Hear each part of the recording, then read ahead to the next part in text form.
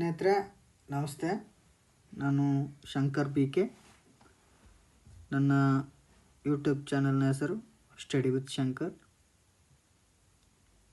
ನಾವು ಸ್ಪರ್ಧಾತ್ಮಕ ಪರೀಕ್ಷೆಗಳ ಅಧ್ಯಯನ ಮಾಡುತ್ತಿರುವ ಎಲ್ಲ ಸ್ಪರ್ಧಾರ್ಥಿಗಳಿಗೆ ಒಂದು ಮಾರ್ಗದರ್ಶನವನ್ನು ನೀಡಬೇಕೆಂದು ಈ ಯೂಟ್ಯೂಬ್ ಚಾನಲ್ನ ಮುಖಾಂತರ ನಾವು ಪ್ರಾರಂಭಿಸಿದ್ದೇವೆ. ಸ್ನೇಹಿತರೆ, ನೀವು ಈ ಯೂಟ್ಯೂಬ್ ಚಾನಲನ್ನು ಸಬ್ಸ್ಕ್ರೈಬ್ ಹಾಗೂ ಶೇರ್ ಮಾಡುವುದರ ಮೂಲಕ ಸ್ಪರ್ಧಾರ್ಥಿಗಳಿಗೆ ಇದನ್ನು ಹೆಚ್ಚಿನ ಮಟ್ಟದಲ್ಲಿ ತಲುಪಿಸಬೇಕೆಂದು ತಮ್ಮಲ್ಲಿ ಕೇಳಿಕೊಳ್ಳುತ್ತೇನೆ. ಸ್ನೇಹಿತರೆ,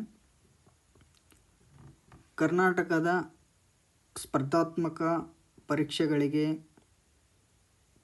ತಯಾರಿ ನಡೆಸುತ್ತಿರುವ ಎಲ್ಲ ನನ್ನ ಸ್ಪರ್ಧಾರ್ಥಿ ಮಿತ್ರರಿಗೆ ಈ ಯೂಟ್ಯೂಬ್ ಚಾನಲ್ನ ಮೂಲಕ ಮಾರ್ಗದರ್ಶನವನ್ನು ನೀಡುವುದು ಹಾಗೂ ನಮ್ಮ ಅಧ್ಯಯನವು ಆಯಾ ಪರೀಕ್ಷೆಗಳಿಗೆ ಯಾವ ಮಟ್ಟದ ನಾವು ತಯಾರಿಯನ್ನು ಅಧ್ಯಯನವನ್ನು ಮಾಡಬೇಕೆಂದು ನನ್ನ ಸ್ಪರ್ಧಾರ್ಥಿಗಳಿಗೆ ಈ ಯೂಟ್ಯೂಬ್ನ ಚಾನಲ್ನ ಮುಖಾಂತರ ನಾನು ಮಾರ್ಗದರ್ಶನವನ್ನು ನೀಡ್ತಾ ಇದ್ದೀನಿ. ಸ್ನೇಹಿತರೆ, ಇದು ನನ್ನ ಯೂಟ್ಯೂಬ್ ಚಾನಲ್ನ ಒಂದು ಇಂಟ್ರೊಡಕ್ಷನ್. ಸ್ನೇಹಿತರೆ, ಇವತ್ತು ನಾವು ಗಾಂಧಿಯುಗದ ಒಂದು ಟಾಪಿಕ್, ಗಾಂಧಿಯುಗದ ಕುರಿತು ನಾವು ಅಧ್ಯಯನವನ್ನು ಮಾಡೋಣ. ಸ್ನೇಹಿತರೆ, ಗಾಂಧಿಯುಗ ಸ್ಪರ್ಧಾತ್ಮಕ ಪರೀಕ್ಷೆಗಳಲ್ಲಿ ಆಧುನಿಕ ಭಾರತದ ಇತಿಹಾಸವನ್ನು ಗಮನದಲ್ಲಿಟ್ಟುಕೊಂಡು ಗಾಂಧಿಯುಗದ ಬಗ್ಗೆ ಭಾಳಷ್ಟು ಪ್ರಶ್ನೆಗಳನ್ನು ಸ್ಪರ್ಧಾತ್ಮಕ ಪರೀಕ್ಷೆಗಳಲ್ಲಿ ಕೇಳುವುದರಿಂದ ನಾವು ಆ ಒಂದು ಅಧ್ಯಾಯದ ಕುರಿತು ಪ್ರಶ್ನೆಗಳ ರೂಪದಲ್ಲಿ ಅಧ್ಯಯನವನ್ನು ಮಾಡೋಣ. ಸ್ನೇಹಿತರೆ, ನಾನು ಈ ಚಾನೆಲ್ನ ಮುಖಾಂತರ KS ಇಂದ ಹಿಡಿದು PC ಇಂದ ಹಿಡಿದು DC ವರೆಗಿನ ಪ್ರತಿಯೊಂದು ಎಕ್ಸಾಮ್ಗಳಿಗೆ ಅನುಕೂಲವಾಗುವಂತಹ ಮಾಹಿತಿಗಳನ್ನು, ಮಾರ್ಗದರ್ಶನವನ್ನು ನನ್ನ ಒಂದು ಜ್ಞಾನಾರ್ಜನೆಯ ಮೂಲಕ ಎಲ್ಲ ಸ್ಪರ್ಧಾರ್ಥಿಗಳಿಗೆ ತಲುಪಿಸಬೇಕೆಂಬ ಒಂದು ಮಹತ್ವಾಕಾಂಕ್ಷೆಯನ್ನು ಹೊಂದಿದ್ದು ಈ ಒಂದು ಯೂಟ್ಯೂಬ್ ಚಾನಲ್ ಮುಖಾಂತರ ಸ್ಪರ್ಧಾತ್ಮಕ ಪರೀಕ್ಷೆ ಗಾಂಧಿಯುಗ ಸ್ನೇಹಿತರೆ, ಬಹು ಆಯ್ಕೆಯ ಪ್ರಶ್ನೆಗಳ ಮುಖಾಂತರ ಹಾಗೂ ಹೇಳಿಕೆ ಆಧಾರಿತ ಒಂದು 30 ಪ್ರಶ್ನೆಗಳನ್ನು ಇವತ್ತು ನಾವು ತಿಳಿದುಕೊಳ್ಳೋಣ. ಸ್ನೇಹಿತರೆ, ಈಗ ನಾನು ತಂದಿರುವಂತಹ ಪ್ರಶ್ನೆಗಳು ವಿವಿಧ ಪರೀಕ್ಷಾ ಮಟ್ಟಗಳಿಗೆ, ಅಂದರೆ ಗ್ರೂಪ್ D ಇಂದ ಹಿಡಿದು ಗ್ರೂಪ್ A ಪರೀಕ್ಷೆಗಳ ಅನುಗುಣವಾಗಿ ಈ ಕ್ವಶನ್ಗಳು ನಾವು ಅಧ್ಯಯನ ಮಾಡ್ಬೋದು. ಸ್ನೇಹಿತರೆ, ಹೇಳಿಕೆ ರೂಪದಲ್ಲಿವೆ, ಕೆಲವೊಂದಿಷ್ಟು ಡೈರೆಕ್ಟ್ ಕ್ವಶನ್ಗಳಿವೆ. ಸ್ನೇಹಿತರೆ, ನಾವು ಈ ತರಗತಿನ ಆರಂಭಿಸೋಣ. ಹೇಳಿಕೆ: ಮಹಾತ್ಮ ಗಾಂಧಿಯವರು 1915ರಲ್ಲಿ ಭಾರತಕ್ಕೆ ಆಗಮಿಸಿದ ನಂತರ ಅವರು ದೇಶಾದ್ಯಂತ ಪ್ರವಾಸ ಮಾಡಲು ನಿರ್ಧರಿಸಿದರು. ಈ ಪ್ರವಾಸದ ಪ್ರಾಥಮಿಕ ಉದ್ದೇಶವೇನಾಗಿತ್ತು? ಸ್ನೇಹಿತರೆ, ಈ ಒಂದು ಪ್ರಶ್ನೆ KPSC FDA 2018ರಲ್ಲಿ ಬಂದಿತ್ತು. ಸ್ನೇಹಿತರೆ, ಏನಪ್ಪ ಕ್ವಶನ್ ಅಂದರೆ, ಮಹಾತ್ಮ ಗಾಂಧೀಜಿಯವರು 1915ರಲ್ಲಿ ಭಾರತಕ್ಕೆ ಆಗಮಿಸಿದ ನಂತರ ಅವರು ದೇಶಾದ್ಯಂತ ಪ್ರವಾಸ ಮಾಡಲು ನಿರ್ಧರಿಸಿದರು. ಏನಕ್ಕೆ ಪ್ರವಾಸವನ್ನು ಮಾಡಲಿಕ್ಕೆ ನಿರ್ಧರಿಸಿದ್ರು ಅಂತ ಪ್ರಶ್ನೆಯನ್ನು ಕೇಳಿದ್ದಾರೆ. ಸ್ನೇಹಿತರೆ, ಈ ಪ್ರವಾಸದ ಪ್ರಾಥಮಿಕ ಉದ್ದೇಶ ಏನಾಗಿತ್ತು ಅಂತ ಕೇಳಿದ್ದಾರೆ. ಆಪ್ಷನ್ಗಳಿದಾವೆ. ಸ್ನೇಹಿತರೆ, ಆಪ್ಷನ್ A ರಾಜಕೀಯ ಪಕ್ಷವನ್ನು ಸ್ಥಾಪಿಸಲು ಬೆಂಬಲಿಗರನ್ನು ಸಂಗ್ರಹಿಸುವುದು. ಆಪ್ಷನ್ B ಇದೆ ಭಾರತದ ವಸಾಹತುಶಾಹಿ ವಿರೋಧಿ ಚಳವಳಿಯ ನೇತೃತ್ವವನ್ನು ವಹಿಸುವುದು. ಆಪ್ಷನ್ C ದೇಶದ ನೈಜ ಸಾಮಾಜಿಕ ಆರ್ಥಿಕ ಪರಿಸ್ಥಿತಿಯನ್ನು ಅರ್ಥ ಮಾಡಿಕೊಳ್ಳುವುದು. ಆಪ್ಷನ್ D ಬ್ರಿಟಿಷ್ ಅಧಿಕಾರಿಗಳೊಂದಿಗೆ ರಾಜತಾಂತ್ರಿಕ ಸಂಬಂಧವನ್ನು ಸ್ಥಾಪಿಸಿತು. ಸ್ನೇಹಿತರೆ, ಆಪ್ಷನ್ ಸಿ ರೈಟ್ ಆನ್ಸರ್ ಸ್ನೇಹಿತರೆ. ಸರಿಯಾದ ಉತ್ತರ ಆಪ್ಷನ್ ಸಿ. ಏನಪ್ಪ ಇದರದ್ದು ವಿವರಣೆ ಅಂದರೆ ಸ್ನೇಹಿತರೆ, ಗಾಂಧೀಜಿಯವರು ದಕ್ಷಿಣ ಆಫ್ರಿಕಾದಿಂದ ಶಾಶ್ವತವಾಗಿ ಭಾರತಕ್ಕೆ ಮರಳಿದ ನಂತರ ಇವರು 1915 ಜನವರಿ 9ರಂದು ಗಾಂಧೀಜಿಯವರು ಭಾರತಕ್ಕೆ ಮರಳಿ ಬರ್ತಾರೆ.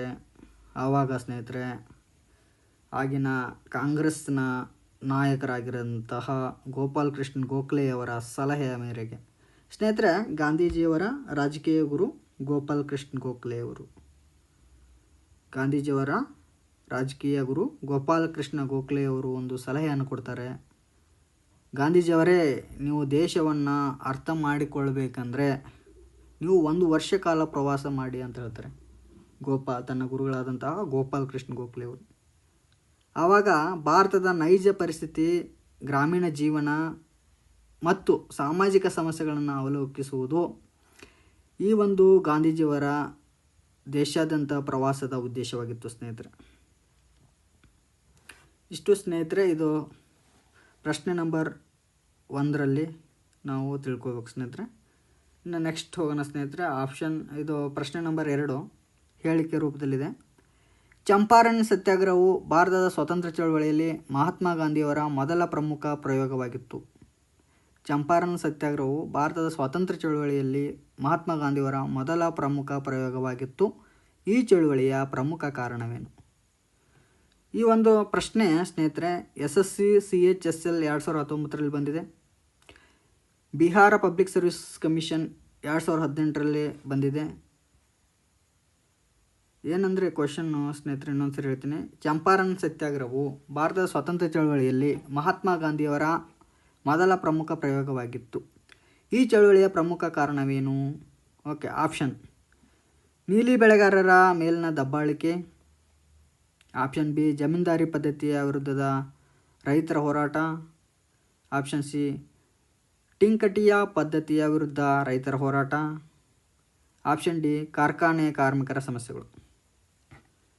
ಸ್ನೇಹಿತರೆ, ಆಪ್ಷನ್ ಸಿ ಇದು ತೀನ್ ಕತಿಯ ಅಂತ ಕರೀತಾರೆ ಸ್ನೇಹಿತರೆ. ತೀನ್ ಕತಿಯ ಪದ್ಧತಿಯ ವಿರುದ್ಧ ರೈತರ ಹೋರಾಟ. ಚಂಪಾರಣ್ ಇದು ಬಿಹಾರ್ನಲ್ಲಿ ಬರ್ತದೆ.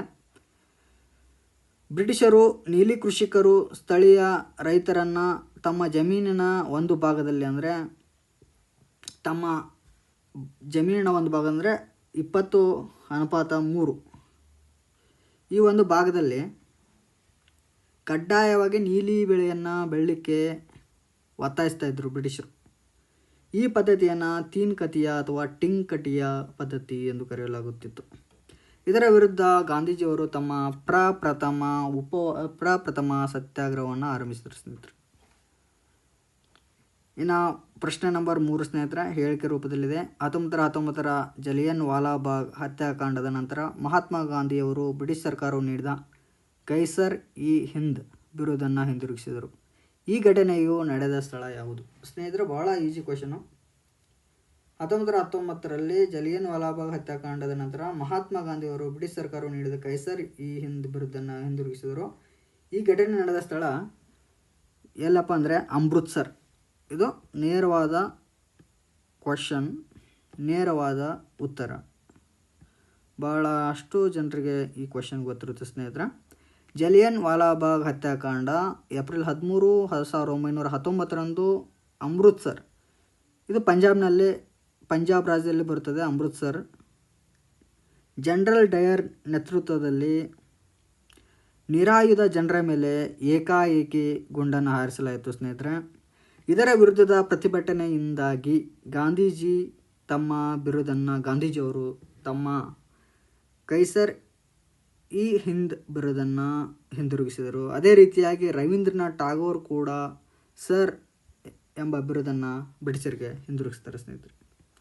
ಇನ್ನು ಪ್ರಶ್ನೆ ನಂಬರ್ 4 ಸ್ನೇಹಿತರೆ ಹೇಳಿಕೆ ಇದೆ. ಅಸಹಕಾರ ಚಳವಳಿಯ ಸಮಯದಲ್ಲಿ ಚೌರಿ ಚೌರ ಘಟನೆಯು ಮಹಾತ್ಮ ಗಾಂಧಿಯವರನ್ನು ಚಳವಳಿಯನ್ನು ಹಿಂಪಡೆಯಲಿಕ್ಕೆ ಪ್ರೇರೇಪಿಸಿತು. ಈ ಘಟನೆಯಲ್ಲಿ ಏನು ಸಂಭವಿಸಿತು? ಆಪ್ಷನ್ ಎ ಪ್ರತಿಭಟನಾಕಾರರ ಮೇಲೆ ಪೊಲೀಸರ ಗುಂಡಿನ ದಾಳಿ. ಆಪ್ಷನ್ ಬಿ ಪ್ರತಿಭಟನಾಕಾರರ ಗುಂಪೊಂದು ಪೊಲೀಸ್ ಠಾಣೆಗೆ ಬೆಂಕಿ ಹಚ್ಚಿ ಪೊಲೀಸರ ಸಾವಿಗೆ ಕಾರಣವಾಯಿತು. ಆಪ್ಷನ್ ಸಿ ಬ್ರಿಟಿಷ್ ಅಧಿಕಾರಿಗಳು ಮತ್ತು ಕಾಂಗ್ರೆಸ್ ನಾಯಕರ ನಡುವೆ ನೇರ ಸಂಘರ್ಷ. ಆಪ್ಷನ್ ಡಿ ಮುಸ್ಲಿಂ ಲೀಗ್ ಮತ್ತು ಕಾಂಗ್ರೆಸ್ ನಡುವಿನ ಗಲಭೆ. ಆಪ್ಷನ್ ಬಿ 1922 ಎಕ್ಸ್ಪ್ಲನೇಷನ್ ಸ್ನೇಹಿತರೆ. ಈ ಒಂದು ಕ್ವಶನ್ನ ಎಕ್ಸ್ಪ್ಲನೇಷನ್ 1922 ಫೆಬ್ರವರಿ 5ರಂದು ಉತ್ತರ ಪ್ರದೇಶದ ಗೋರಖ್ಪುರ್ ಜಿಲ್ಲೆಯ ಚೌರಿ ಚೌರಾ ಗ್ರಾಮದಲ್ಲಿ ಪ್ರತಿಭಟನಾಕಾರರ ಗುಂಪು ಪೊಲೀಸ್ ಠಾಣೆಯ ಮೇಲೆ ದಾಳಿ ಮಾಡಿ ಬೆಂಕಿ ಹಚ್ಚಿತು. ಇದರಲ್ಲಿ 22 ಪೊಲೀಸರು ಸಜೀವ ದಹನವಾದರು. ಹಿಂಸಾಚಾರದಿಂದ ದುಃಖಿತರಾದ ಗಾಂಧೀಜಿ ಫೆಬ್ರವರಿ 12ರಂದು ಅಸಹಕಾರ ಚಳವಳಿಯನ್ನು ಹಿಂಪಡೆದರು ಸ್ನೇಹಿತರೆ. ಇನ್ನು ನೆಕ್ಸ್ಟ್ ಹೋಗೋಣ ಸ್ನೇಹಿತರೆ. ನೆಕ್ಸ್ಟ್ ಕ್ವಶನು 5ನೇ ಕ್ವಶನ್ ಸ್ನೇಹಿತರೆ. ಸೈಮನ್ ಕಮಿಷನ್ 1928 ಭಾರತಕ್ಕೆ ಆಗಮಿಸಿದಾಗ ಅದನ್ನು ಎದುರಿಸಲಿಕ್ಕೆ ಲಾಲಾ ಲಜಪತ್ ರಾಯ್ ಅವರು ನಡೆಸಿದ ಪ್ರತಿಭಟನೆಯ ಸಂದರ್ಭದಲ್ಲಿ ಪೊಲೀಸ್ ಲಾಠಿ ಚಾರ್ಜ್ನಿಂದ ಗಾಯಗೊಂಡು ನಂತರ ಮರಣ ಹೊಂದಿದರು. ಈ ಘಟನೆ ಯಾವ ನಗರದಲ್ಲಿ ನಡೆಯಿತು ಸ್ನೇಹಿತರೆ? ಇದು ಎಲ್ರಿಗೂ ಗೊತ್ತಿರುವಂತಹ ವಿಷಯ. ಆನ್ಸರ್ ಗೊತ್ತಿದೆ ಸ್ನೇಹಿತರೆ ನಿಮಗೆ. ಆನ್ಸರ್ ಡೈರೆಕ್ಟಾಗಿ ಹೇಳ್ತೀನಿ ಸ್ನೇಹಿತರೆ. Lahore. Option B Lahore. Simon commission ವಿರುದ್ಧ ಲಾಹೋರ್ನಲ್ಲಿ ನಡೆದ ಸೈಮನ್ ಗೋ ಬ್ಯಾಕ್ ಪ್ರತಿಭಟನೆಯ ಸಂದರ್ಭದಲ್ಲಿ ಪೊಲೀಸ್ ಅಧಿಕಾರಿ ಸ್ಕಾಟ್ ನೇತೃತ್ವದಲ್ಲಿ ಲಾಠಿ ಚಾರ್ಜ್ ಆಯಿತು ಸ್ನೇಹಿತರೆ. ಸೈಮನ್ ಕಮಿಷನ್ ಭಾರತಕ್ಕೆ ಬಂದಿತ್ತು ಸ್ನೇಹಿತರೆ. ಲಾಹೋರ್ನಲ್ಲಿ ಒಂದು ಪ್ರತಿಭಟನೆಯನ್ನು ಹಮ್ಮಿಕೊಂಡಿರ್ತಾರೆ, ಸೈಮನ್ ಗೋ ಬ್ಯಾಕ್. ಅಲ್ಲಿ ಪೊಲೀಸ್ ಅಧಿಕಾರಿ ಸ್ಕಾಟ್ ಇರ್ತಾನೆ. ಅಲ್ಲಿ ಆ ಸ್ಕಾಟ್ ಏನು ಮಾಡ್ತಾನೆ ಅಂದರೆ ಪ್ರತಿಭಟನಾ ನಿರತ ಹೋರಾಟಗಾರರ ಮೇಲೆ ಲಾಠಿ ಚಾರ್ಜನ್ನು ಮಾಡ್ತಾರೆ ಸ್ನೇಹಿತರೆ. ಲಾಲಾ ಲಜಪತ್ ರಾಯ್ ಅವರಿಗೆ ತೀವ್ರ ಗಾಯಗಳಾಗ್ತವೆ ಸ್ನೇಹಿತರೆ. ಅದರ ಪರಿಣಾಮವಾಗಿ ಅವರು ನವೆಂಬರ್ 17, 1928ರಂದು ಕೊನೆಯುಸಿರೆಳೆದರು.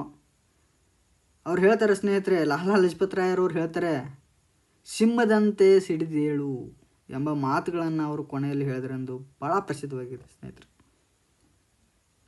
ಓಕೆ ಸ್ನೇಹಿತರೆ, ಇವತ್ತಿಗೆ 5 ಕ್ವಶನ್ಗಳು ಮುಗಿಸಿದ್ದೀವಿ ಸ್ನೇಹಿತರೆ. ನಮ್ಮ ಮುಂದಿನ ತರಗತಿಯಲ್ಲಿ ಇನ್ನುಳಿದಂತಹ ಪ್ರಶ್ನೆಗಳನ್ನು ಡಿಸ್ಕಷನ್ ಮಾಡೋಣ ಸ್ನೇಹಿತರೆ. ಇವತ್ತಿನ ನನ್ನ ತರಗತಿ ನಿಮಗೆ ಇಷ್ಟವಾಗಿದ್ದಲ್ಲಿ ಶೇರ್ ಮತ್ತು ಸಬ್ಸ್ಕ್ರೈಬ್ ಮಾಡಿ ಮತ್ತು ಕಮೆಂಟ್ ಮಾಡುವುದರ ಮೂಲಕ ಸ್ನೇಹಿತರೆ, ಕಮೆಂಟ್ ಮಾಡೋದ್ರ ಮೂಲಕ ಈ ಯೂಟ್ಯೂಬ್ ಚಾನಲ್ನ ಒಂದು ಬೆಳವಣಿಗೆಗೆ ಸಹಕರಿಸಿ ಅಂತ ಹೇಳ್ತೀನಿ ಸ್ನೇಹಿತರೆ. ಇದೊಂದು ಎಜುಕೇಷ್ನಲ್ ಯೂಟ್ಯೂಬ್ ಚಾನಲ್ ಆಗಿದ್ದು ಸ್ಪರ್ಧಾರ್ಥಿಗಳಿಗೆ, ವಿದ್ಯಾರ್ಥಿಗಳಿಗೆ ಅನುಕೂಲವಾಗುವ ಒಂದು ದೃಷ್ಟಿಯಿಂದ ಈ ಒಂದು ಚಾನಲನ್ನು ನಾನು ಪ್ರಾರಂಭಿಸಿದ್ದೇನೆ ಸ್ನೇಹಿತರೆ. ಧನ್ಯವಾದಗಳು ಸ್ನೇಹಿತರೆ.